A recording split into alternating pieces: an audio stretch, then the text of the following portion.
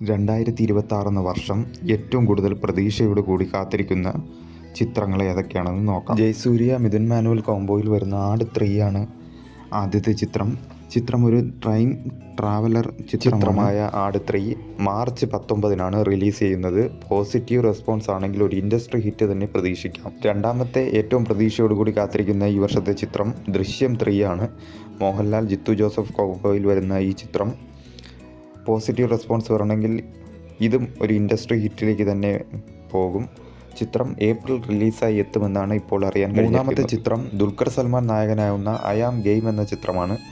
2 വർഷത്തെ ഇടവേളയ്ക്ക് ശേഷം ദുൽഖർ സൽമാൻ മലയാളത്തിൽ നായകനായി അഭിനയിക്കുന്ന ചിത്രമായ ഐ ആം ഗെയിം ഓണം റിലീസായിട്ടാണ് എത്തുന്നത്.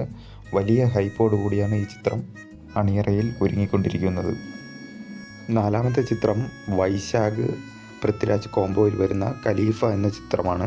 ഇതിൽ മോഹൻലാലും ഒരു പ്രധാന വേഷത്തിലെത്തുന്നു എന്നാണ് അറിയാൻ കഴിഞ്ഞിരിക്കുന്നത്. ഓണം റിലീസായിട്ടാണ് ഈ ചിത്രവും പുറത്തിറങ്ങുന്നത്. അഞ്ചാമത്തെ ചിത്രം മോഹൻലാൽ മമ്മൂട്ടി കോംബോയിൽ മഹേഷ് നാരായണൻ സംവിധാനം ചെയ്യുന്ന പാട്രിയോട്ട് എന്ന ചിത്രമാണ്. ഈ ചിത്രം വലിയ പ്രതീക്ഷയോടുകൂടിയാണ് കാത്തിരിക്കുന്നത്. മോഹൻലാൽ മമ്മൂട്ടി കോംബോയിൽ വരുന്ന ചിത്രമായതുകൊണ്ടും ഫഹദ് ഫാസിൽ, കുഞ്ചാക്കോ ബോബൻ എന്നിവരും പ്രധാന വേഷത്തിലെത്തുന്നുണ്ട്. ചിത്രം വിഷു റിലീസായിട്ട് എത്തുമെന്നാണ് ഇപ്പോൾ അറിയാൻ കഴിഞ്ഞിരിക്കുന്നത്. ആറാമത്തെ ചിത്രം റോജിൻ തോമസ് സംവിധാനം ചെയ്യുന്ന ജയസൂര്യ അഭിനയിക്കുന്ന കത്തനാർ എന്ന ചിത്രമാണ്.